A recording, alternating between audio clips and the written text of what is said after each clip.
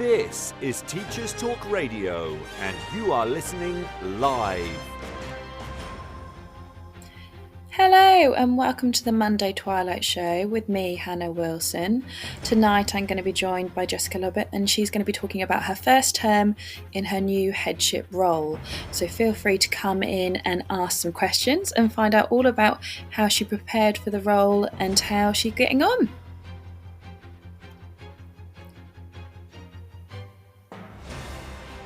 This is Teachers Talk Radio, and you are listening live. Tune in live at ttradio.org, or to join in the conversation, download the Podbean app and search Teachers Talk Radio. Follow the hashtag TTRadio. Tune in, talk it out with Teachers Talk Radio.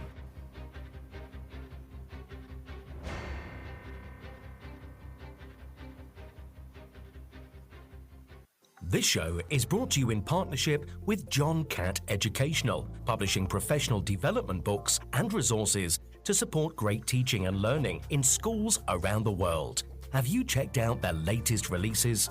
Use the code JCTTR2324 for 20% off your order. Don't miss out. Visit johncattbookshop.com to explore their full range of titles and advance your own professional development today. Happy reading. Introducing Eton X from Eton College, a diverse range of quality online courses enabling young people to aspire and excel. Designed for self-study, these web-based courses empower your students with essential leadership, communication, and academic skills for success at school and beyond. Our Study Skills course sharpens their learning abilities, while the AI Fundamentals course equips them with vital digital know-how in a fast-changing world.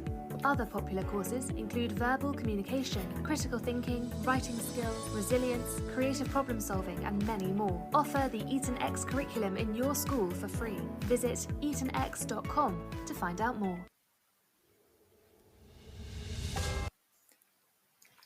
Welcome to our Monday night show. I think Jess is going to be with us in just a moment. I just see her pop in and pop back out. So if you've got any questions, do feel free to pop those in the comments.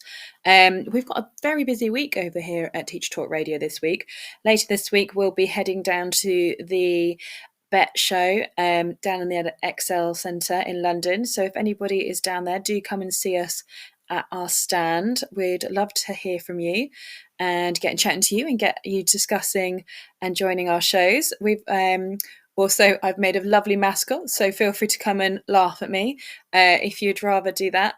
But it should be a great few days down there. So do come and find us at our Teacher Talk Radio stand down in London. So feel free to come and pop and see us if you're that way. It'd be great to see some of you in person and listen to that.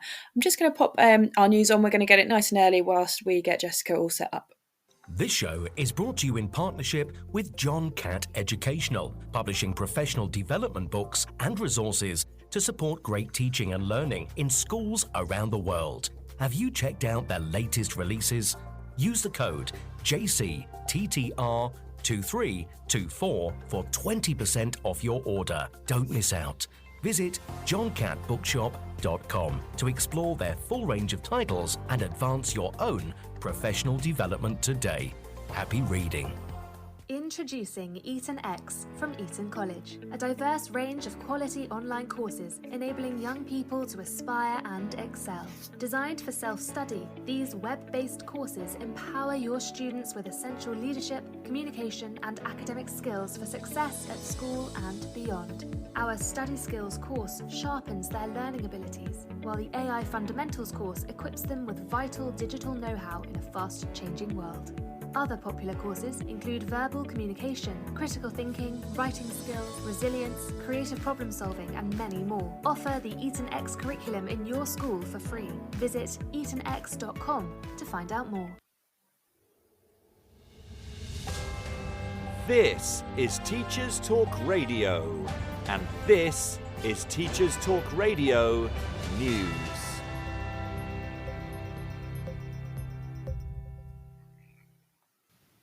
Ofsted finds itself in the news again as inspections, paused for a 2-week period to allow inspectors to undertake mental health awareness training, begin again on the 22nd of January. ITV News shared the results of a survey of almost 2,000 school leaders, which showed that 97% support the removal of single-word judgments. The survey, carried out by NAHT Union, followed the outcome of the inquest into the death of Ruth Perry. The union has urged Ofsted to implement a number of changes, including a mechanism for school leaders to halt an inspection where an inspector's conduct falls below standards, extending the notice period schools receive for inspection, and asking them to revert to a process, however temporarily, of ungraded inspections similar to those conducted during the pandemic. Meanwhile, the BBC reports that Ofsted has apologised fully for the first time for the role it played in Ruth Perry's death. The apology came at the same time as Ofsted responded to the coroner's Prevention of Future Deaths notice. In the PFD response, new Ofsted chief Sir Martin Oliver said, "Such tragedies should never happen again," and that he apologised sincerely for the part inspection played in her death. Since the death of Mrs Perry, schools judged as inadequate on safeguarding alone are now re-inspected within 3 months. Ofsted also changed its confidentiality rules to allow heads to speak to colleagues, family, friends and health professionals about outcomes of inspections before the report is actually published. The Department for Education has committed to working with Ofsted to review things during a consultation in the spring, which it is calling the Big Listen. Education unions praised Ofsted's positive steps, but said they were only the beginning. The weather has been front and centre of the news this week, with schools across parts of Wales and Scotland being forced to close due to snow. Icy conditions and weather warnings made for tricky travel and forced school closures in areas badly affected. For those concerned that the post-pandemic impact of remote learning would mean the end of snow days, pictures on social media and local news proved that this was not always the case. But anyone worried that the icy blasts will last can be assured that the weather is set to return to normal over the next few days. Authors, including Sir Michael Morpurgo and Mallory Blackman, have written an open letter urging the government to invest in early years reading.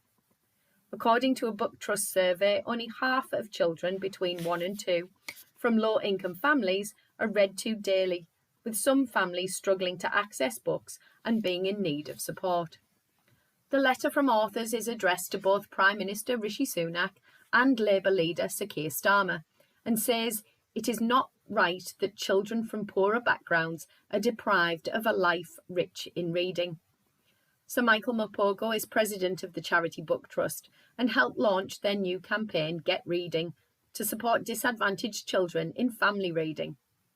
He spoke on BBC's Radio 4's Today programme, saying that the younger that children are introduced to the power of stories, the better chance there is of putting them on an extraordinary pathway of knowledge, understanding and empathy.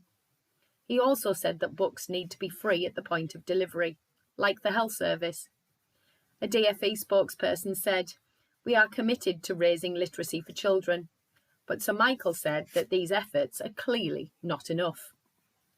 Finally, The Guardian features an article which looks at research in America that appears to show that children learn better on paper than on screens. The research follows headlines across the pond which focused on the nationwide collapse in reading scores among American youths, citing a 4-point drop in the comprehension skills of 13-year-olds, falling below skill levels of 1971 for the worst performing students. Politicians appear to be assigning blame to the pandemic and the subsequent lockdowns, with remote learning being labelled as bad for students by the Biden administration. Others blame teachers who they say lobbied for lockdowns. However, the article itself focuses on a new study by neuroscientists at Columbia University's Teachers College, which appears to show there is a clear advantage to reading a text on paper rather than on a screen, because it leads to what they describe as deeper reading. A sample of 59 children aged 10 to 12 were asked to complete a series of tasks, which led researchers to conclude that we should not yet throw away printed books, and shouldn't rely on the digital revolution just yet. Further details can be read on the Guardian website. This has been your Teachers Talk Radio News with Jo Fox. This show is brought to you in partnership with John Catt Educational, publishing professional development books and resources to support great teaching and learning in schools around the world. Have you checked out their latest releases? Use the code JCTTR2324 for 20% off your order. Don't miss out. Visit johncattbookshop.com to explore their full range of titles and advance your own professional development today. Happy reading. Introducing. Hello, Jessica, I think we've got you. Hi, I'm really sorry. That's fine. I was like, it's been a while. I've been moved to Spaces over my last few shows. I'm like, oh gosh, have I forgotten how to use Podbean? But we got there in the end. And thank you so much for coming and joining my show. Because I know we've had this one planned for a while, but you've had everything that could happen to you possibly happen to you on your first term in your headship role. Yeah, it's been a lot, but I'm enjoying it, and this tells you about the levels of my IT abilities. I think the fact that I can get on, but I'm here finally. Well, brilliant. Thank you so much for joining me. Do you want to introduce yourself and explain kind of, because it's a bit of a different show, but I'm really intrigued because I'm doing my Masters into Leadership. So I'm really excited to kind of find out about kind of your journey and how this kind of new role is going for you. Yeah, so I am now 5 months into my first headship, which is something that I've always wanted to be a head teacher from the day that I was a teaching assistant a long time ago. And so it's just, I think it's really important to share what it's actually like to start off with, because certainly I've had ideas as to, I always thought, especially as an assistant head and deputy head, that I had a clear idea as to what was coming. And it's such a different job, and it's a really, really exciting job. So I think your first year is a whirlwind anyway. But here I am. So yeah. And can you give us some context of kind of the size of the school, and did you work at that school before, or is this a different school that you've moved to? So it's a new school. It's a large, comprehensive mixed secondary. It's got around 1,500 children. It's quite different from all the schools I've worked in, actually. On my way up, I was at a school in Bath previously as deputy head, and I was there also as assistant head. So I'd had internal promotion. So my only experience of SLT has been elsewhere. And this school is part of a trust, and I hadn't worked in a MAT either. It's similar in the sense of I've always worked in really comprehensive state schools, but it's certainly different in terms of systems and processes. And I can't tell you how odd it is to join a school as a new member of staff, as the only new member of staff at that time, and also be the head. Oh my god, yeah! I've just swapped schools, and was the only new person, and it's certainly it's a different experience when you join and nobody else is new. But I can imagine being the only new person and being the head being completely different. So how did you kind of prepare yourself for going into a new school and being the new head as well? I don't think I hugely prepared myself for the specific school. I feel like I was as prepared as I could have been. I think we've lost you. Are you still there? Yeah, can you hear me?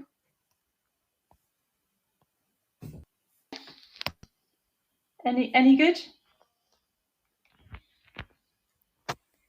I'll just give it a second, because I can see that it's glowing, but we're just not getting any sound come through for a moment.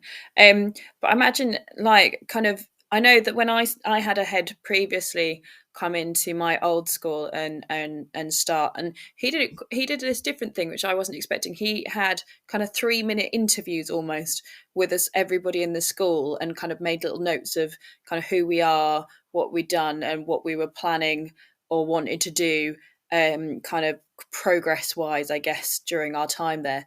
But it was a bit different, but it was quite a nice way of getting to know him in a one-to-one basis. Can you hear me, Jeff? Yeah, I can. Can you hear me? Yes. Oh, brilliant. Yes, I can hear you now. Perfect.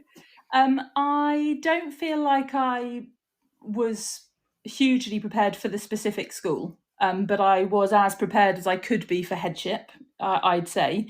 I do think it's, as I've discovered, it's one of those jobs that I'm not sure you can ever be fully prepared for, because it is so different to my previous deputy role. When I first got in, my priority really was just to get to know the school as quickly as I could. Because as I said, the real challenge was being the only new person, and also being, experiencing the feeling of everybody's waiting for you to say something and everyone's waiting for your response to things. And also being really conscious of saying the right things for the context of the school that you're getting to learn. So I met with as many staff as I could. I went in for a few days before the actual term started and met with staff. And because the good thing about being in a trust is that I have a line manager, whereas obviously if I was in a single academy trust, then I wouldn't. I would only have a governor. So it's been really, really useful to have a position above me to help me with the context of the school. That's really interesting to say, because we were talking about that on the weekly review show on Sunday, the kind of who supports head teachers and who kind of is giving them guidance on kind of chatting through whether things are a good idea or not. I think it's really important that there's somewhere and some place for people to go in that respect as well. Yeah, I've also got a coach, which has been probably the most invaluable thing, and it's a coach that I actually had as a deputy head when I was training to be a coach. I think, Jess, I've lost you again, because obviously there's like kind of the head teacher union and things. So obviously, and I've always said on other shows that Twitter is one of those great places that you can also find and connect with other people. And I know there's quite a lot of kind of head teachers kind of supporting each other on there, which is quite nice. But it's interesting that it's quite nice. You must feel like you've chosen the right school, especially if you've gone to a school and the Mat is being very supportive. Can you hear me? Yes. I don't know what is going on tonight.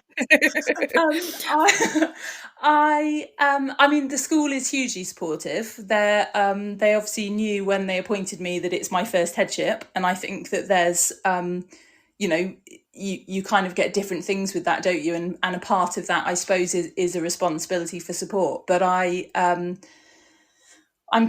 always been really involved in leadership development, and I'm on the ASCL council as one of the Southwest reps. So I feel really lucky that I've got a lot of really experienced heads who have kind of encouraged me throughout my career, and I know that are on the end of the phone if I need anything. And I also think the most important thing is just to be honest. Be honest when you need support and when you don't perhaps know everything. I think that that's one of the things that's really important. Is the worst thing you can do is to pretend to have all the answers, because not only will I probably never have all of those, but also in a new school, it's especially hard. And how do you get to know a school quickly? Because it's a lot to kind of take in. Yeah, I think you live there to start off with. You spend a lot of time there, and just being out and about. Everybody, all teachers you get a feeling even on interview, don't you, of a school? I think you can really suss out a place firstly just by the feeling of it. But also just by watching. Seeing how students are on the corridor, speaking to literally everybody. And I guess it depends on the kind of person that you are and the sort of leader that you are. I really think that I'm very warm. Like I do my best to be really approachable. And I understand that perhaps, that might not be everybody's first port of call as a new member of staff, but I went the other way. I just wanted people to know really my kind of moral values around why I'd wanted to be ahead. And I think you've got to really work hard to earn trust and respect when you first get there. And although the job title helps, of course, it doesn't bring trust, that's for sure. And I think that you do that by just being really open and really honest about your intentions and just kind.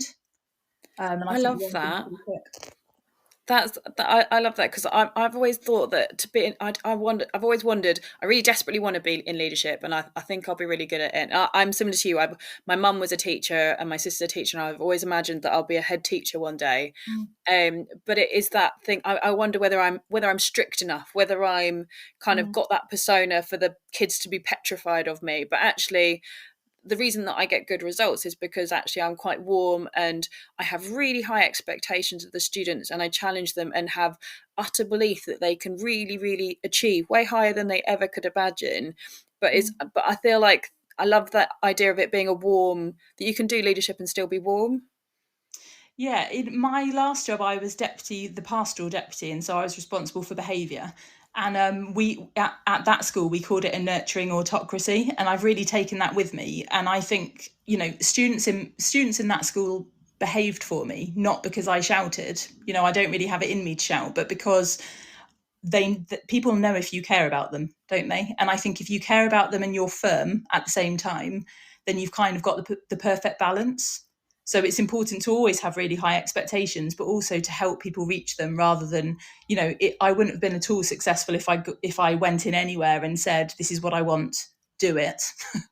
Because quite frankly, why should people? And I agree with that, and I have the same philosophy myself. Staff also need to earn my trust in the same way. But actually, it really, I was so surprised with this school how quickly I felt a part of the furniture, which I wasn't expecting at all. And I think it's just about being really open and, as I said, just really honest. If I make mistakes, then I own them.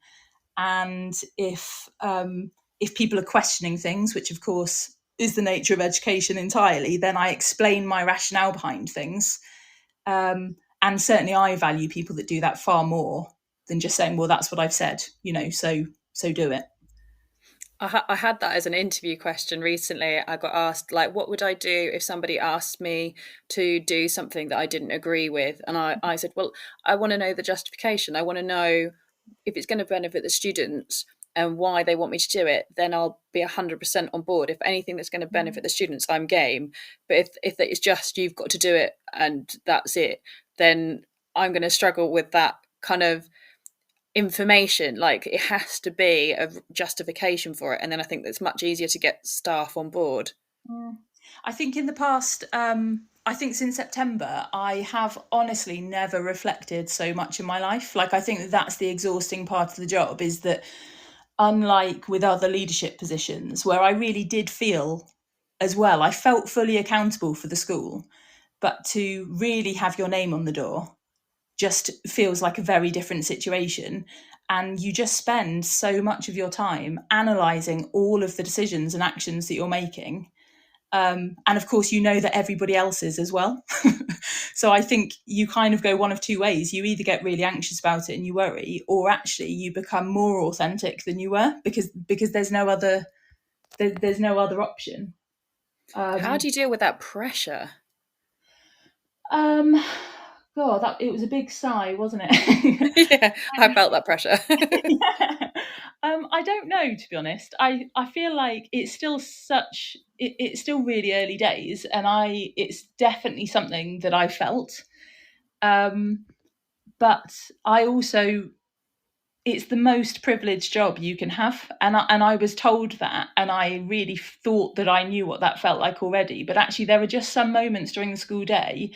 One is a fire alarm. I know we shouldn't talk about fire alarms, but we did have a fire alarm.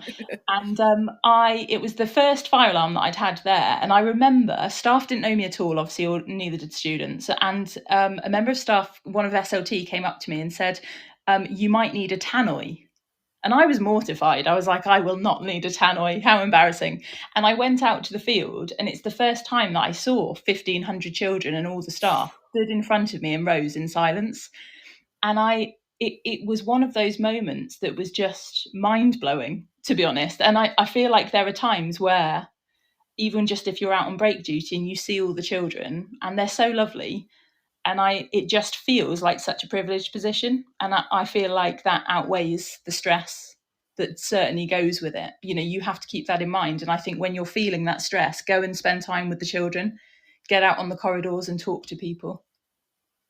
That's lovely. That's the thing. It's just remembering it's for the students. But that's the thing, there's so many students in a school like that, especially, that all have different needs and different requirements. So how do you prioritize kind of what you needed to kind of sort in terms of your school? Or is it that you're still kind of in that stage of kind of scanning it and looking at it and then deciding? Or do you go, right, these are what other people have told me need to be improved? How did you kind of decide where to start? So obviously I've arrived into a school that's already got a school improvement plan, and it's already had really clear priorities for a few years. And I think the challenge maybe as a new head is that, of course, all heads are going to differ perhaps on what they're, I'd imagine that most people view the same areas of development as each other, but of course your priorities might be different. So I think I probably made a bit of a mistake when I first went in, which is that I felt I understood the situation earlier than I did. And I've had jobs so I've been a teaching and learning assistant head, and I was a head of faculty before that. So I've had a real mix of pastoral and teaching and learning jobs. So I felt like I had quite a strong view of most areas of the school, and was probably a bit too confident, to be honest, in assessing the school. And actually, again, I did what I always do, which is we did actually rewrite the school improvement plan recently, which you ordinarily wouldn't do mid-year, because I said, I haven't pitched this quite right.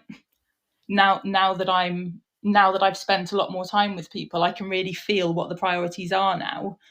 And I'm also in a really fortunate position, which is that I've taken on a really great school already, which is a challenge in itself, really, because I think it can be a real challenge for those schools that are already good to make them brilliant.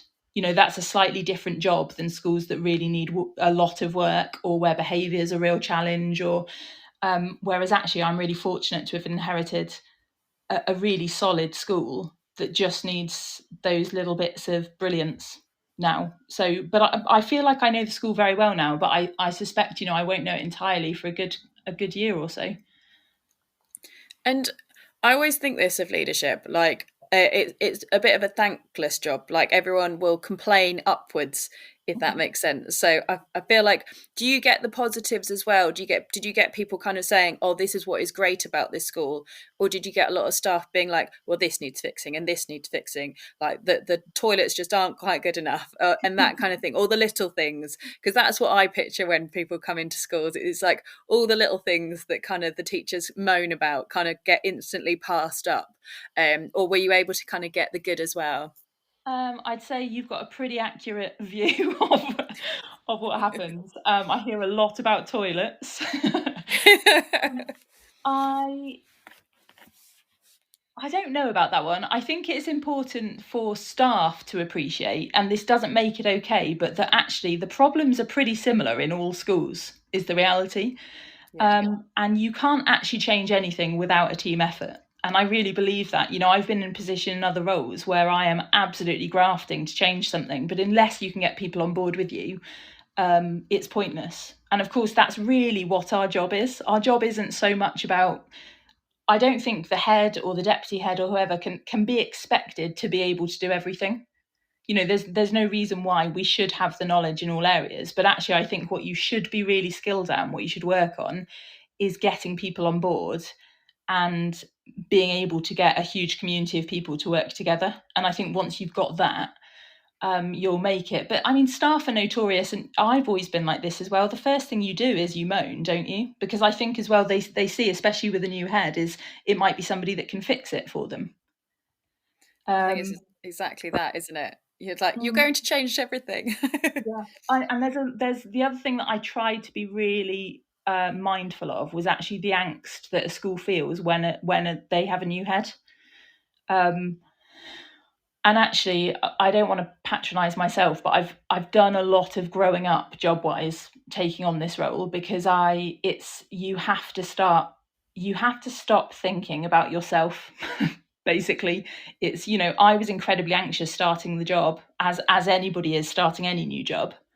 And actually, it's not the time to think about that. I really did try and think about the fact that staff would rightly be really anxious about somebody coming in, because a head, good or bad, can change a lot. So I want staff to feel a part of the improvements, and I don't want to do it without them. And I feel like it's with that constant message, whilst doing all the other things that I've talked about, that when it's the right time, you can slowly bring in developments and improvements. How did you do? So I imagine you had an inset when on your first day. How did you address everybody on the inset, and how did you kind of set up? Because I imagine that's actually probably one of the most difficult ones, where you actually have this quality time with your staff, but you actually don't quite know the school yet. So how do you kind of broach that? It really is the most surreal experience, actually, that inset day was, because there's not one familiar face in the crowd. And people are just sizing you up, essentially. Um, I mean, people. I obviously did loads of research about like new head, first inset, what sort of thing, and Twitter is always amazing for that, because you'll get so much information. But I decided to go down the route of I can't.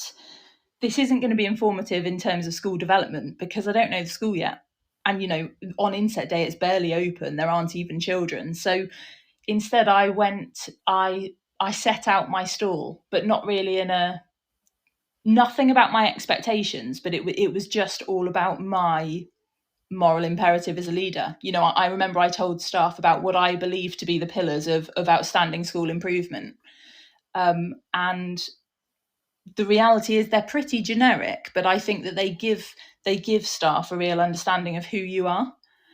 Without saying, my name's Jess and these are my hobbies. It was far more about who I am as a leader. I told them a lot about my career and things that I'd done. And most importantly, I told them why I'd chosen that school, because I wanted them to feel valued. It certainly wasn't just a case of, oh, I just desperately wanted to be ahead, because I've never been like that in my career. I've always been really careful about the schools that I've chosen to work in. Because it can go so wrong. It needs to align very clearly with your values as a leader. Otherwise, it's not going to work. I like the phrase of you have to get on the right bus. How did you know that was the right school for you? Especially because I imagine, especially in that first kind of opportunity in Headship. And can I be cheeky? Because people often say this to me. How many times did you apply for or interview for a head position before you got one? Because some people tell you, oh, you've got to go for like 10 interviews before you'll actually kind of get one.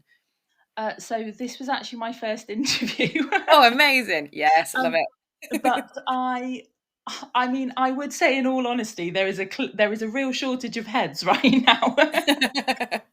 I think it depends on which area you're based in as well, to be honest, because in the Southwest, you can, as long as you do well and you work hard, people talk is the reality. It's not a big area. And I think the advice I would give for anybody applying for any leadership job, assistant head and above, is that your face really does have to fit. You can't worry too much, to be honest, to start off with. I remember my very first head told me, I think it was that the hardest jump actually is head of faculty or head of year up to assistant head, because you're in a pool of so many people applying for one role. Whereas I'd say, firstly, headship, I don't feel like there's actually that many people applying at the moment because, well, for the obvious reasons, but also if you fit their ethos, then you're going to do well. Again, I think sometimes people oversell themselves and worry too much about being the final product. But the reality is, I'd only been a deputy head before, so some of the questions and some of the tasks I was doing, I could only answer as a deputy head. So you just have to, you've got to make sure you're as prepared as you can be, and I think give them the faith that you're going to make sure that it's a success. I think it's that thing, isn't it, of women as well, especially. They say that women will only apply for a job if they can tick off 90% of the criteria, whereas men will apply for a job if they can tick off 60.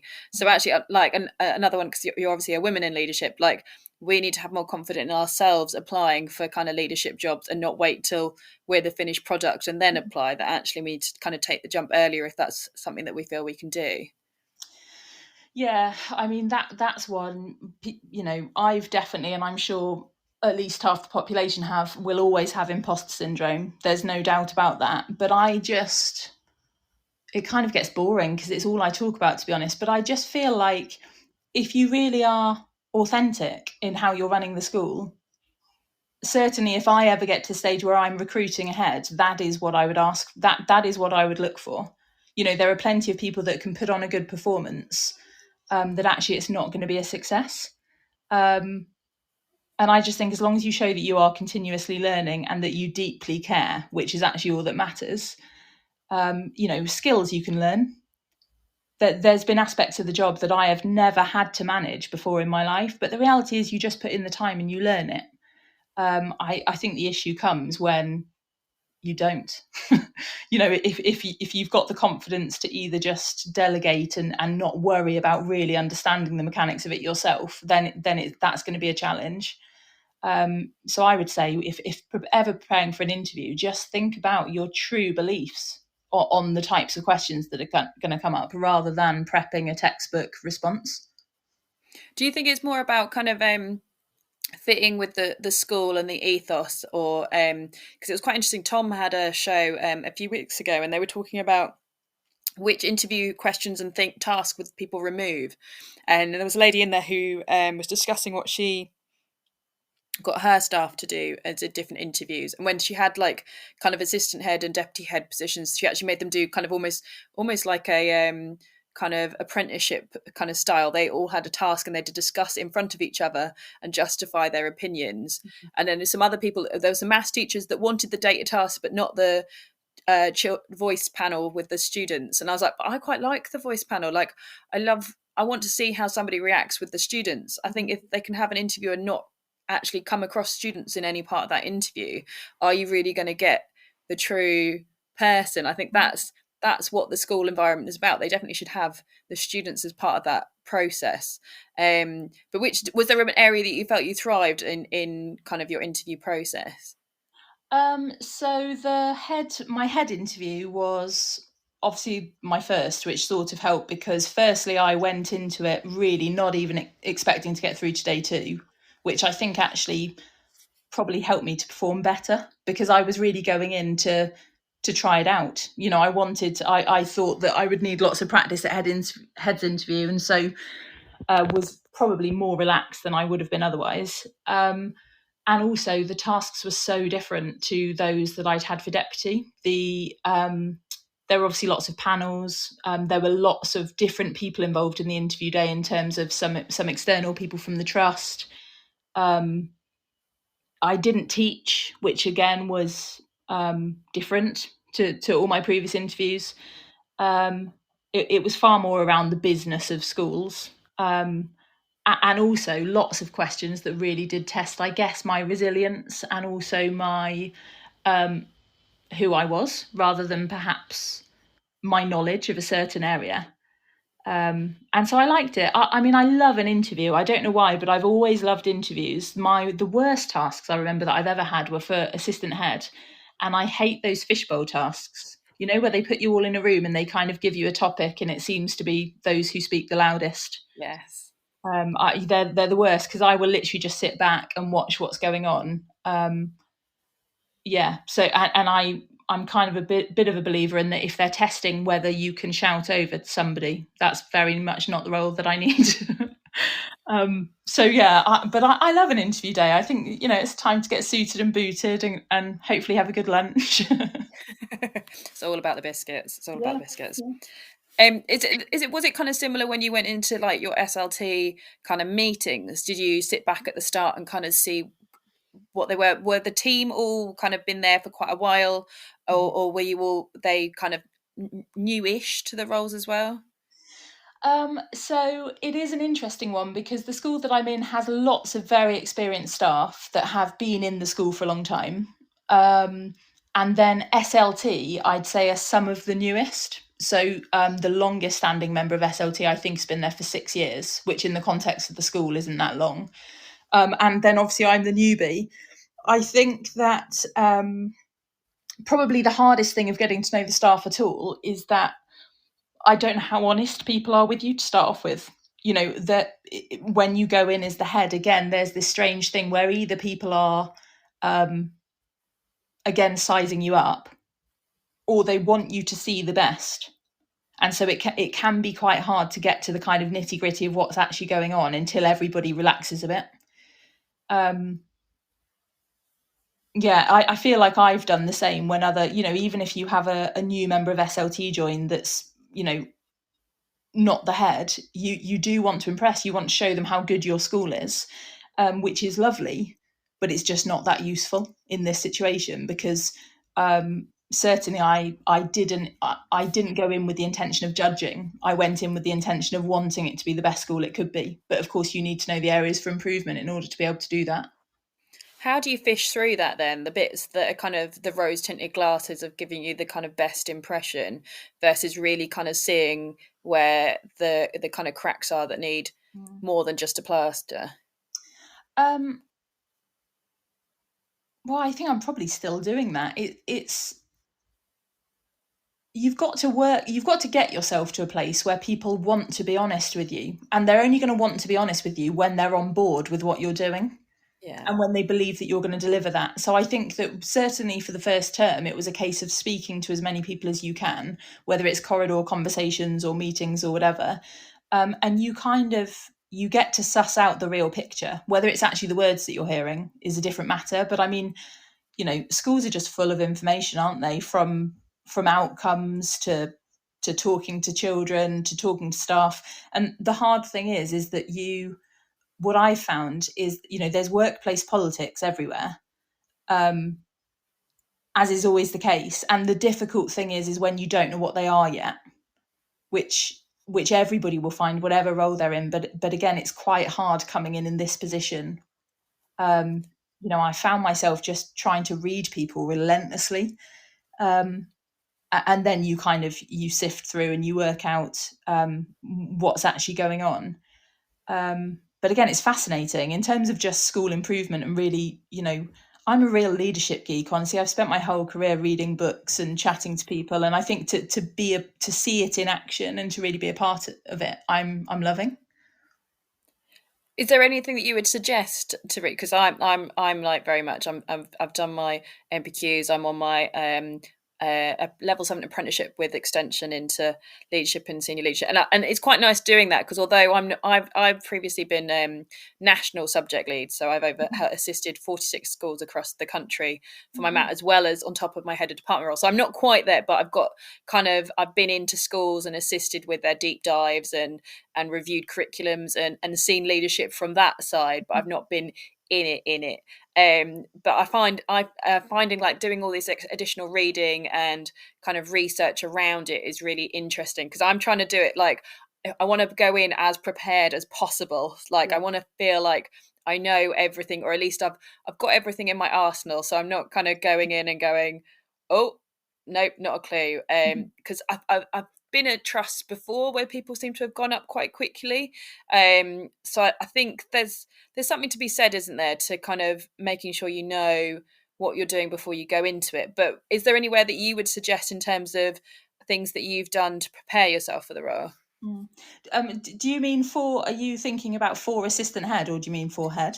Oh, both, for anybody that's listening and for me. So when I was a head of faculty, I think head of faculty was one of my favourite roles, actually, because basically you're head of your own, you're the head of a tiny school, in your own right, and you're also doing it through subjects that you absolutely love. So I definitely learned a huge amount as head of faculty. That was the first kind of experience of properly leading through others. And I'd say the big difference in jobs is just the number of people that you need to lead through. I don't think, all the rest is just knowledge that you can learn. And I can overthink that. I can really stress about not worrying that I don't have all the answers. But actually, you can just ask somebody for them. You learn them, and you learn them really rapidly. But I think the art that you really need to learn throughout your career is the art of how to lead through people, which I think sounds much simpler than it is. Headship is definitely the first job that I've really felt that I'm really not doing many things myself, is the odd thing. As deputy, I was really used to all of the jobs that I had. The responsibilities were very much whole school, but they were still mine. And I was fully responsible for them. Whereas as head, I'm responsible for everything, but actually not really leading anything as an actual initiative. And that can be really difficult, and it can be really frustrating. And so I would suggest really thinking about how you manage change, whether it's in a small project or whether it is across a school, and also how you best get people to go with you. And I think once you've mastered that, you can conquer anything. I certainly wouldn't say that I've mastered it yet, but I think that I've seen it in action within so many different roles, from being a head of department up. And I would just really hone that craft, because that's the big difference between the job that I've got and the job of a teacher. That really is it. One is around being a really brilliant teacher and getting children on board and children to respond and to want to learn for you. And the other is about working with adults that are notoriously more challenging, in my view. And not only ensuring that they are doing everything they need for the school to be success, but more importantly, I think that they want to. And again, that's something that I think it's really interesting to watch how things unfold, and how change happens over an organisation. And of course, schools, it doesn't really matter the size of your school. They're massive, aren't they? Even the small ones, in terms of, the amount of people that we're expecting to rub along together and to all work towards a shared goal. So I would say find any projects you can and really consider the mechanics of how you get them to work and what you can do to infuse people and to get them to believe in what you're doing. How do you get people to get on board, especially those? I just did my last report, which was on leading people, and I talked about kind of having experienced staff that have kind of been there, done that, and maybe not been like, oh, I've seen this and heard this before. Kind of, how do you get those people involved? I am definitely one of life's eternal optimists. Is point one. My view on this has changed massively, and I remember really clearly my first assistant head interview, and I was so naive, to be honest, in some of the answers I gave, and I truly at that time believed that enthusiasm was contagious. I still do, to a certain extent. I think that, if you've got the right personality, a lot of people will get on board, but you're always going to get a group of people that are really difficult to shift.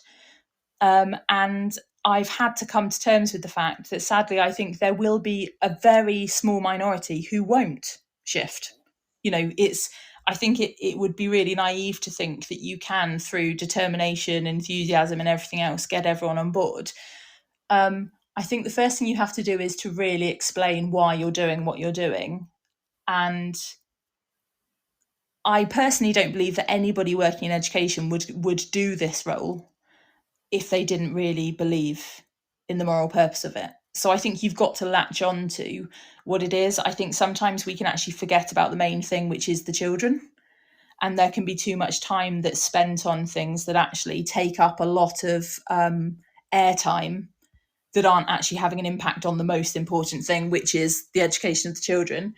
And then, to be brutally honest, if there are some staff that just don't want to be a part of it, then of course, then they shouldn't be teachers. I know that sounds brutal, but I think those people are actually so few and far between. So you really need to work on that group just above them who do care. They care deeply, but actually, for whatever reason, they've kind of just lost their way on the journey of what you're doing. So I think it takes lots and lots of different strategies, but also being a really approachable person and making sure that you are responding to the needs of the staff, which are as varied as they are for the children. I can imagine it being like that, being like when you think about all the needs of your class, it's actually all the needs of your teachers. And I think one of the things that a school needs to master, but I'm always like, I don't know how you do this properly, is good communication. What do you think the best way of kind of communicating to staff? Because I think if things get lost in transit, that's where things kind of go wrong, and you can lose people along the way if they don't kind of see kind of what the aim is. But how do you communicate, even like on your little things around school? How do you make sure everyone kind of knows, especially when you haven't got the time to make sure everyone lower down has kind of heard what you're kind of after? How do you kind of keep that structure and keep everyone in the loop? I would say that at the moment, that's something that staff at my school are feeding back is not good enough. And so that's a really good question for me, actually, because I'd agree it's not. And that's just a system and process thing that can be easily fixed. So first of all, make sure that you've got the right systems in place to make sure that communication is effective and that it goes out as it should, and that it's not, it's not a burden, but equally it's delivering the most important things. But I think that probably because that's unlikely to be perfect straight away. I think, again, the most important thing is to work on making sure that staff believe that you will always be doing the right thing. Because even if, what tends to happen is if staff don't feel that something hasn't been communicated properly, their go-to will be fear or anxiety around it's not going to work, or that's not what we should be doing. But actually, I think, again, if you work on the most important values to start off with, hopefully it gets to the stage where staff believe that, although yes, perhaps communication wasn't great around that area, because we're all working towards the same thing and everybody is really transparent on what that is, that it's okay. And again, I think it's just really important to, if something's gone wrong, own it. If communication hasn't been great, apologise, fix it.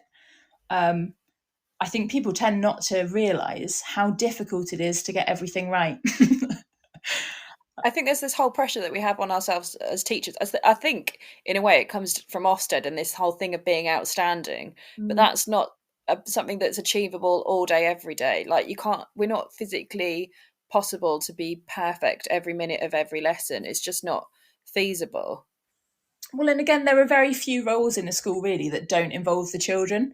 I know that obviously there's admin teams and there's a few different staff, but actually, in some schools the additional support isn't that vast anyway. So actually, most people are, whatever our jobs, we're working with children all day, every day. So systems and things like that, they take time to develop to be really efficient. But I think people need to keep in mind that that's all it is it's a system. And you do need them to make sure that the school is running to the best that it can. But actually, I personally think that, again, the children are the most important thing. And so it's just important to have honest feedback, isn't it? And also, certainly for me as the head, to make sure that I'm open to getting that kind of feedback. Because sometimes it can feel, if you receive too many negatives in a day, it can be exhausting. But actually, the feedback's really important. You just need to receive it in a way that, when it's accurate, you need to do something about it.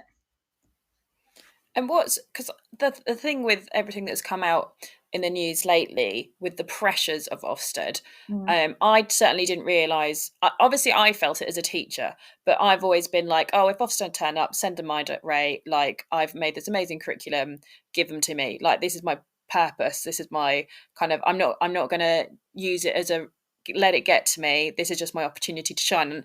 And it was having a teacher kind of make me think of it in that way early on in my career that I was never kind of worried about it. But as a head, that pressure of that looming kind of call, especially as a new head, that if they came in and something isn't quite right on kind of juggling the balls, how does that impact you? Or have you able to kind of separate it and go, I'm not going to think about that just because of your mental health? If you start thinking about that, is it something that is on your mind a lot, or is it one of those that maybe with this narrative changing that we're trying not to think about it as much? I mean, these may be my famous last words, but there's also part of me that's quite excited about my first Ofsted. I hope there's no Ofsted inspectors listening, actually, but I mean, in all honesty, I welcome the day that they come in and I can show them how lovely my school is. I know it's not that simple. I mean, I've been through several Ofsted inspections and in various levels. And I feel like certainly in my most recent one, I was SLT and I was heavily involved in the inspection and I felt all the stress attached to that. I suspect I won't be quite as jovial when it actually happens, but I genuinely think that as long as the changes are made, that at the moment the right noises are being made, and as long as their Ofsted are taking into account actually the pressures that are felt across all levels of the organisation, there does need to be a quality assurance system for all of us. And so I think, again, as long as it's done in a humane manner, that is kind, and that is really also looking for the brilliant things that are happening across all schools, regardless of judgment, there's magic going on everywhere. I think that some of them can be really positive. I think, it very much depends on the time and place, doesn't it? But I try not to dwell too much on the worry about it, because I hope that whenever we do get a visit, I will just be able to show them, very honestly as well, the areas for development that I should know about. And if I don't know how we need to improve, then I'm not a very good head. So I love that phrase, that show them the magic. And I think that's what it should be. I think that's how Ofsted should be. It should be about showing them all the greatness of a school, the community, what you're striving to. Because it is that education is constantly changing. The children are changing. The technology and the world around us is changing. So the children's needs are changing. We're never going to be that perfect that we kind of chatted about earlier. And it is that I hope that it will kind of change to the point where they're coming in and really celebrating the good, but we always have those bits of improvements, because that's kind of life. I don't think anyone's ever had amazing feedback and not had any bit of, but you could improve this, or if you challenge yourself you could do that. I think it needs to be like that, like how we almost give feedback to students. Like, we're going to praise them, but we're always going to stretch and challenge them, and it should be more of that, as opposed to hunting out the negatives and this being this pressurized situation. If we're doing the best for the students, then it should be a good environment. I think if they moved to a model where there weren't one word judgments, it would be a game changer, because the reality is, actually, if you read any Ofsted report, they often are providing, it's just feedback, isn't it? The issue all hangs on this judgment that some people spend their whole careers chasing the outstanding. Others will be, very happy, and rightly so, to get a good. And I just think if you can move on from that, then actually it's just a group of people that are coming in the same way as we do, day in, day out, observing practice, and really highlighting areas of best practice, and then also making some areas for development. And I think that that's the right thing. The issue is just around the stigma of everything, isn't it? And the impact that judgment can have. But I'm really hopeful that good changes are on the way. I mean, again, that might be a naive thing to say, but we don't know at the moment. So it feels like it might be, hopefully. One thing I'm going to ask you, because I have no idea how a head does it. How do you manage your time? Really badly at the moment. Do you mean in school? How do I manage my time? Yeah, like, how do you break it down? And because I feel like even if you would, I think I remember a head once saying they always left like one block a day kind of free, but then it always ended up being full, and they didn't know how to kind of have time for themselves to reflect. So I can't really offer any advice in this, because I'm currently genuinely really struggling with it, and I've spoken to quite a few people. It's not, I don't really mean because of the job itself. It's more that I'm having to really change how I behave compared to previous roles. So I'm notorious in all the roles I've had in that I'm just a doer. And actually that's not always the best route to go to start off with. But I want to help. So if somebody's struggling, then I'll help them, however that's needed. What I found with Headship, because the job really is, I can't explain how different it is. Some days I live in meetings, like literally 8 hours of meetings. And of course, it's a real challenge to have a full day of meetings and then also be able to react to whatever comes up. So I spent my first 2 terms having to really live with feeling like a bit of a disappointment, because if people wanted to see me, or if something came up, or if somebody needed support of some kind, I found it a real challenge to say, well, I can't because I've got a finance meeting. Because that's all. Not only is it not in my nature, but it was also just something that I really wasn't used to at all. So I think the most important thing is don't overbook yourself, which I really did, and still do to a certain extent. I feel like I can get everything done, but actually that's not possible, because again, working with other humans, you never really know what's going to happen. So it is important to try and leave a space each day. You also, especially as a new head, because I'm learning so much so quickly, it's you've got to be able to compartmentalize really really easily, because you might go from a finance meeting to a duty on the corridor to a meeting with a teacher to an angry parent to, you know, all of these different things that are requiring a very different you, and you don't have a minute in between. Yeah, Is it's a there a way challenge. to help yourself like see the bigger picture and keep track of all the different areas? I don't know is the honest answer. I'm really good at flitting between things and delivering on what I need to do at that time. What I'm having to work on is the fact that for some of them, because I haven't done them before, I need a chance to digest. You know, even if I can learn something really quickly, which obviously sometimes you will and sometimes you won't, I still need that time to actually learn it. And also, if you're a bit of a perfectionist, you want to do it all well. So I think the most important thing is just to not overbook yourself, to be honest. I can't think of anything else. And also to really get to the stage where you can rely heavily on the team around you.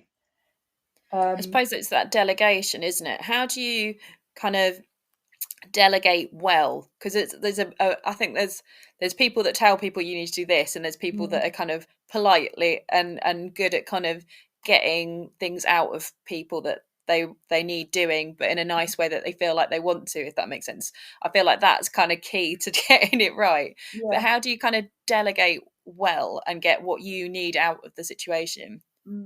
So the other thing that I've been really reflecting on this year is that my line management style and the way that I lead people is, of course, not always what works for those people. So I've based it foolishly, probably. I line manage in a way that I like to be managed. And I've always really done some of my best work when somebody said to me, right, Jess, we need you, you know, you're responsible for this. Or like one example is when I was told our high prior attainment students are not making good enough progress. Do something about it. And I love that. Like, to me, that's really exciting. It's really open-ended. You can be creative in how you respond to a problem. And actually, the other thing that I'm having to really adapt to is that some people just really like clear instructions. And I'm having to be really flexible with that. It's still not what I think is the right way of doing it. But equally, some people don't, you know, some people feel anxious with that much flexibility. And actually, they just need you to be really clear with your expectations. You know, sometimes I can go into meetings and I think that they'll be really excited by this. You know, this is a real opportunity, but of course, not everybody feels that way. And actually, that can give nothing but uncertainty to somebody. So again, it's just been really interesting because I've got an SLT of 7, and you know they're all very different. And in terms of delegation and how you work through them, that their requirements are all very different. But I think that's the really exciting part of school improvement, isn't it? Is working that out and working with them to get the best out of everybody. Do you get the time to kind of look at the people that need kind of almost talent managing that? Because I imagine it being like, oh, these are the teachers that need to improve X, Y, and Z.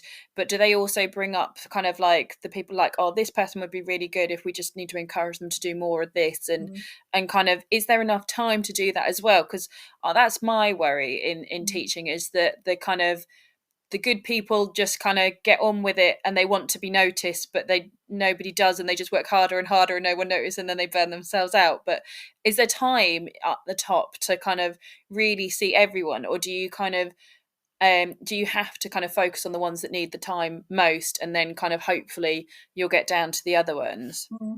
I feel like it's probably not that often that staff would feel that that's actually coming directly from me, but I don't know whether staff are aware of this or not. But I mean, the reality is, you know, SLT talk about staff all day long in a positive way. You know, the SLT have to know the staff really well in the same way as, you know, teachers know their classes really well. So I feel like certainly the intention is to relentlessly develop.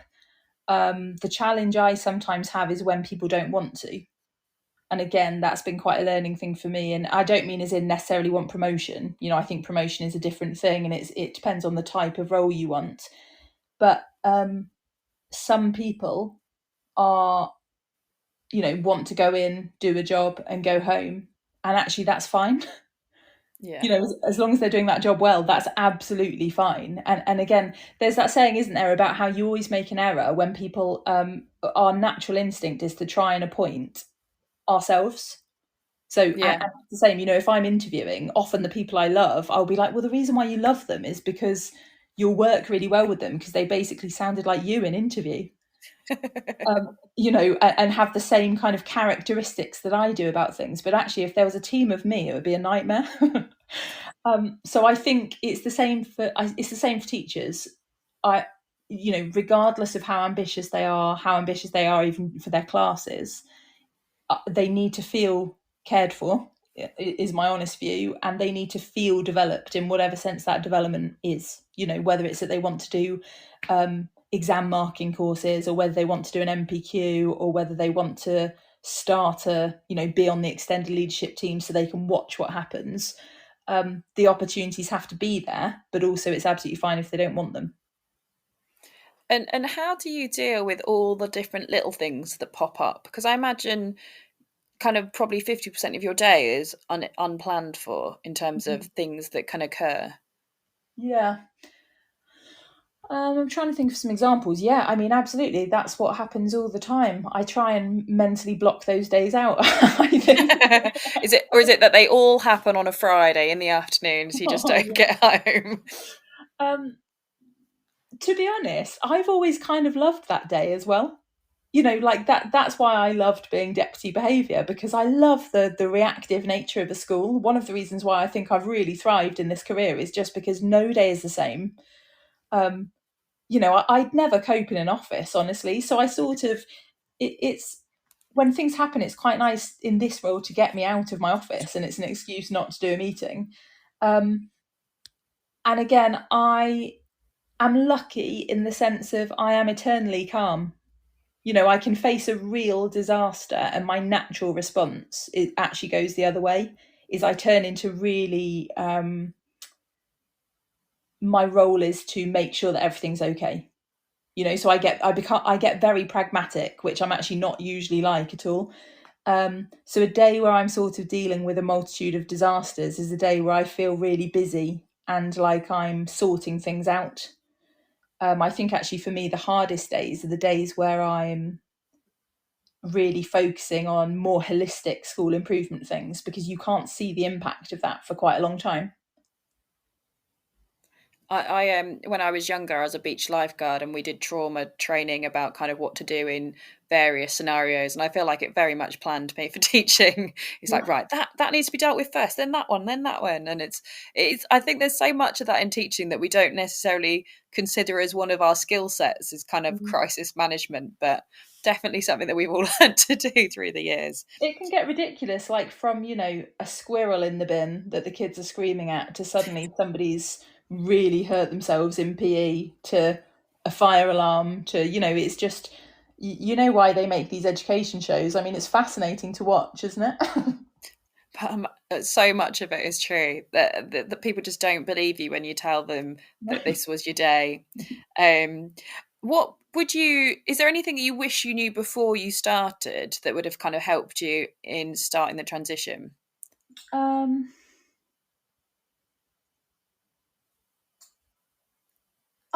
To be honest, I don't think so. Like, the reason why I always wanted to be a head teacher was because in every role I've had, whether that's been classroom teacher, teaching assistant, every role I've had, I feel like the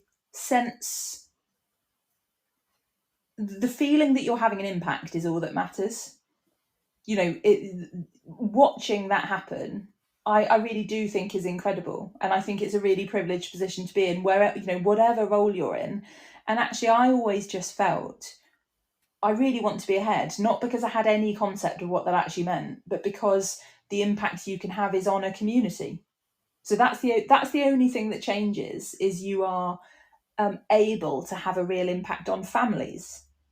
And because of my upbringing and because of my career, I'm from a real social justice family. You know, everyone in my family, I'm the youngest of 5 kids, so it's like survival of the fittest. And everybody is either NHS or social workers or teachers. And so it really matters to me. And I think that I could never have prepared for the actual role better, because I honestly think it's quite hard to prepare for. But I feel like it's important to prepare really clearly what you want and why you're doing it, because actually that's the only thing that keeps me going. You know, it's incredibly long hours. The job can be painful at times and amazing at others, but actually the privilege there is to be entrusted with a school is massive. And I just think you've got to keep that in mind. So I think do all you can on your way up, if that's what you're intending to do, to really support others and to really work closely with staff and children to learn your craft, so that when you do get to be in that position, that you can do the best job possible.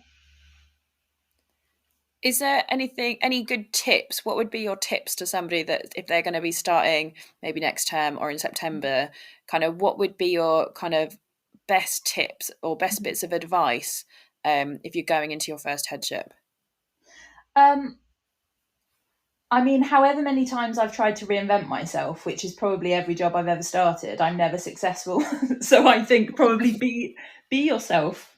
I think don't overthink that. The people respond well to authenticity. I do, you know, and again, that's all about the trust that I talked about at the start. I think be your true self, and actually that's the most important thing.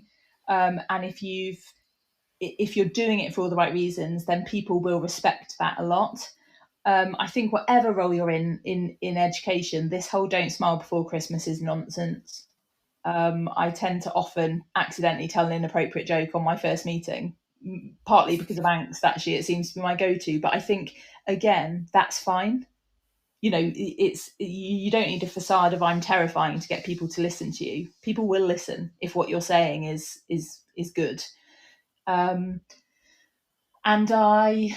I mean, as I've said, like I read relentlessly, and I really, it's a vocation, isn't it? It's not a job, whatever position you're in. I think it's such a challenging career now, you know, to be a teacher, that it has to be a vocation. Otherwise, you probably wouldn't continue. So I think make the most of that and learn off people and read as much as you can. You know, there's so much incredible, there's incredible CPD now. Do the MPQs. I've really valued doing them, even if it's just also for a networking opportunity. And to be honest, it's not dissimilar to me doing this. I just really enjoy talking about it and hopefully being able to support others to do it. And I don't profess to have, you know, half the answers, but I just think that's what's really helped in my career. I've been really fortunate that people I feel have been my cheerleader throughout, actually, and have really helped and encouraged me, and I want to do the same. So I think just make those connections and model yourself as a good learner, as we tell the children. No, I love that, especially the bit about the inappropriate joke, because that's normally me. I normally like make some kind of funny witty line thinking that it'll break the ice, and then I'm like, why did I say that? Why did I say that? But I think it is that it's as teachers, we are a community, and especially since I've been on Teacher Talk Radio for just over a year now, and it's made me realize that we're way more connected. Even though we're in all these different schools, we are all connected, and actually there's so much similarity as well between schools in terms of things that people are dealing with and how kids are acting and behaving. It's all out there, and actually, rather than, I think back in the day, isn't it, we used to all kind of make our own curriculums and everything, and we were all, every time some bit new legislation came out, we were all doing it, and it's like, actually we're much more of a community, and we can support each other and do it as a kind of a team. I mean, I'm a big one on wellbeing. Does your school do anything good for wellbeing? You sound like somebody that'd be amazing to work for, but also, do you protect your own wellbeing as well? Oh God, that is a difficult question, isn't it? I mean, because I'm obviously still quite new to the school, wellbeing is definitely an area that I would say needs to be developed, and I've been very honest about that. I don't I don't really know what the answer is for teacher wellbeing. Is one of the problems. I mean, I've tried to do as many things as I can since I joined that just shows that I care. So things like a random treat that they're not expecting is, I've sent out an email to be like, there's bacon sandwiches this morning for everybody, off you go, to give them a bit of time and to socialise. Yeah, well, who doesn't love a bacon sandwich is my first thought. But, I'm also really of the feeling that actually there's lots of tokenistic things in education about staff wellbeing. And I worry about getting it wrong. Because actually, I think there's so much more, isn't there, to consider with the well-being of staff, and I think it's turned into one of those real teachers are notoriously downtrodden, and by that I don't mean that they don't deserve to be, but I mean it's turned into a really real, it's publicised everywhere, and certainly in terms of my well-being, I've always been at my most content if I have autonomy, so if I feel in control of what I'm doing. And if I'm respected enough to do a good job. And so I try and really instill those things. And also I just, at the moment, might be naively relying on people to tell me. And luckily, I really am in a school where they do tell you. So when things aren't good enough, again, I'll acknowledge it if they're not good enough and do all I can to improve it. But I just think it's such a hard job, isn't it? If I could run a school where honestly everybody told me that they were intrinsically happy, I'd have completely succeeded. But I think it's difficult, isn't it? I was actually thinking the other day, gosh, I could make sure that there's some yoga sessions after school, or I could, and those things are great fun and they might help for some people. But again, that's not a culture of well-being, really. It's just it's a gift. Oh, don't do what I did. I planned. I took the kids surfing from my school, and then some of the staff said it would be good fun for them to go. So I planned a staff surfing wellbeing session, and I broke my foot on the first wave, being the only person there that knew how to surf. So I was like, I did nothing for my wellbeing, but it was great fun. So everyone, I was told, made everyone keep surfing. They had a lovely time. Oh yeah, my staff would love it. We're nowhere near the sea, but it'd be great.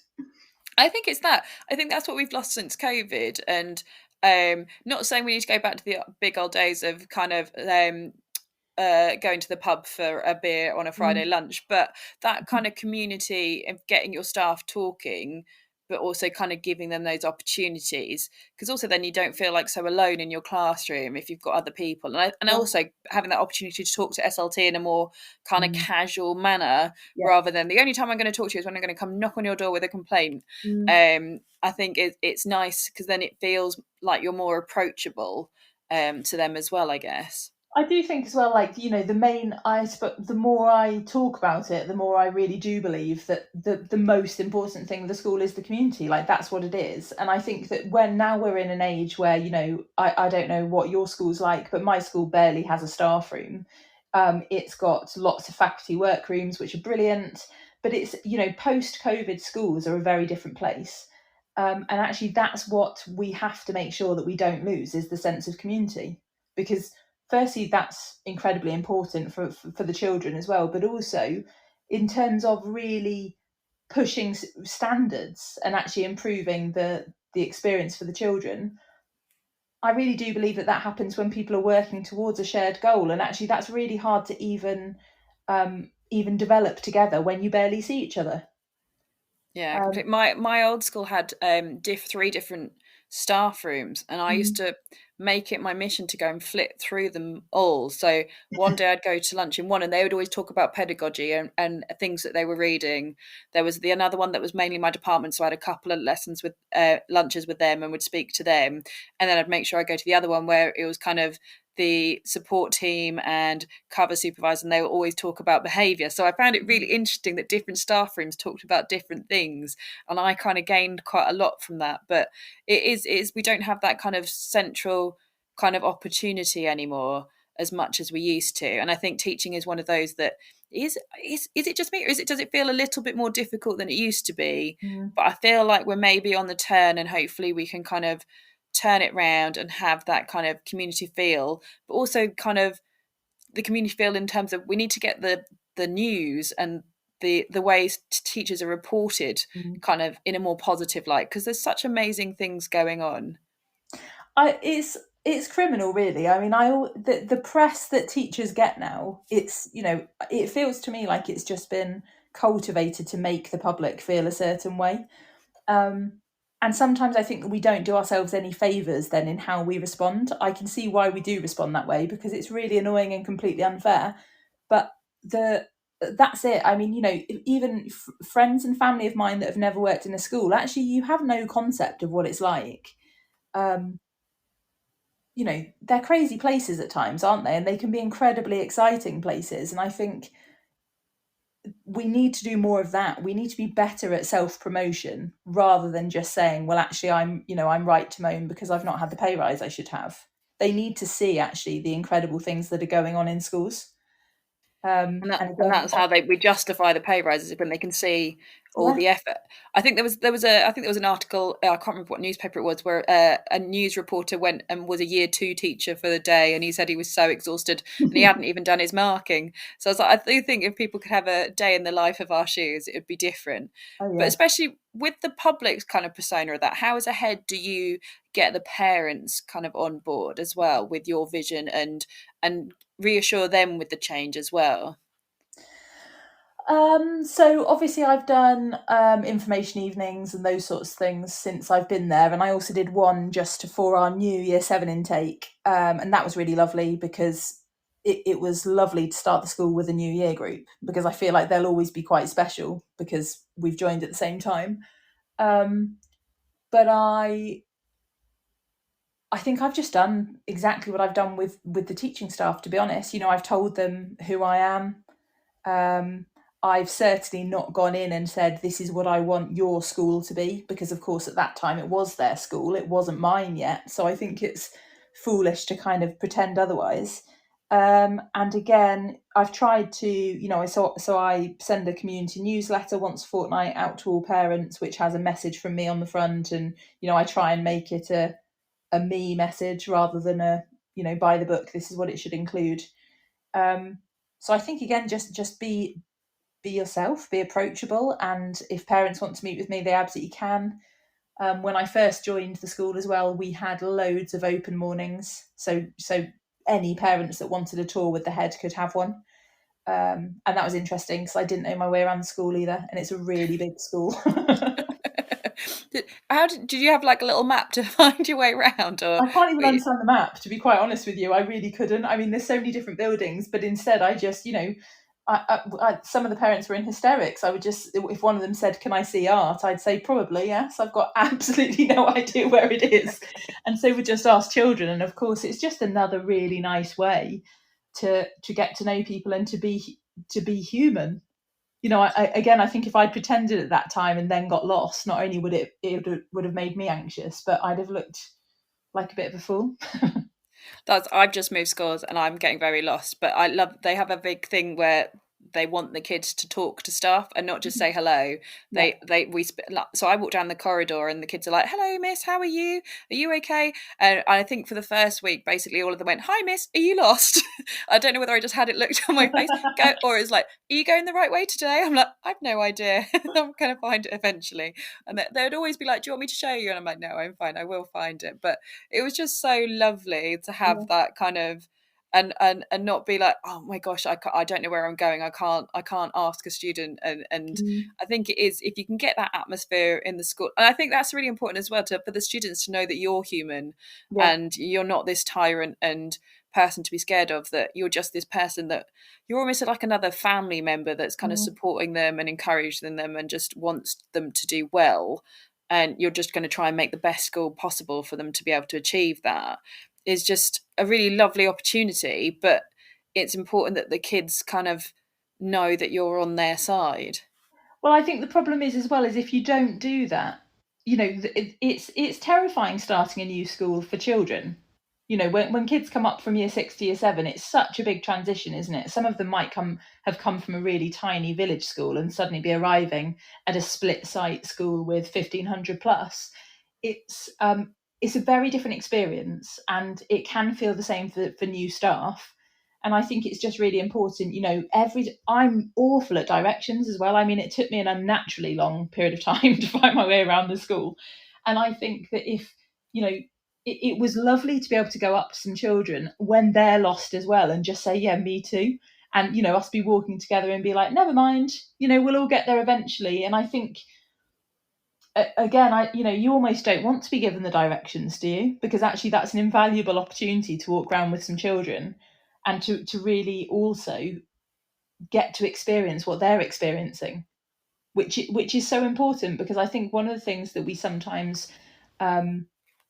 feel too confident about is that actually we understand what the student experience looks like at our school. And I think that can be a real challenge. Teachers know what it's like in their classroom at that school.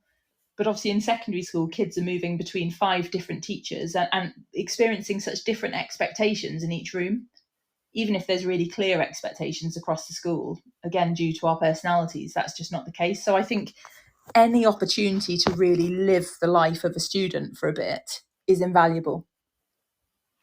I always say to my trainees, go follow the students for a couple of days. I think it's one of those. And one of my favourite books is Legacy, which is written by the coach for the All Blacks. Yeah. And there's a bit in there where he says about, sweeping the floor. And it's about no one's too big and too high up to sweep the floor. When we finish the match, whether we win or lose, we all clean up together and we pack away together and we leave together and we train together. Everything's done together, and and that kind of always stuck with me. And I had the best head I ever worked under. I remember starting, and he was outside my room picking up the litter outside my classroom, and I was just like, this is a bit odd for a head to be doing this.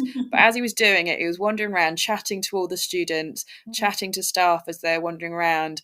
And it's now, as I've got more kind of into leadership, I was like, I completely understand what you're doing now. You're showing that you're not too big to be out here at break time picking up the litter, but also you're using that opportunity to make yourself present and available to students and have those chats and have those little kind of niggles of hearing what's going on. And I just think if it's done right, being a head is so amazing. But the workload, I don't know how you cope with it, but you seem to like you're doing an amazing job. But I guess it will get lighter as you go through. I think maybe in about 25 years when I retire. Yeah, I don't know. It's the honest answer. I've got no idea.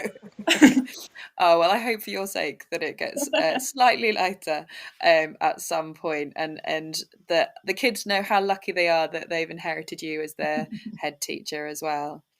Thanks. Time will tell, I suppose. Well, thank you so much for joining me tonight. We've whizzed through, and I hope maybe we should have you back in a couple of years and be like, now a couple of years in, how's it going, and see how you got on. Oh yeah, hopefully the enthusiasm won't have gone. I might have a very different story to tell by then. Just be like, how much coffee are you having?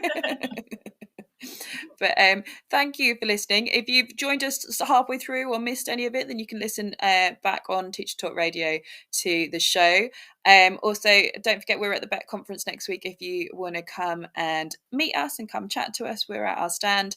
And also, don't forget our lovely sponsors over at John Catt Education. They have some amazing books on leadership. And like we said, You've got to read and be knowledgeable and know what's going on, and they've got some of the best educational resources over there. So do go have a look at their website and see what they've got on there. And I will see you next week. Have a lovely week. You've been listening to Teachers Talk Radio. Tune in live and listen back at ttradio.org. We look forward to hearing from you next time on Teachers Talk Radio.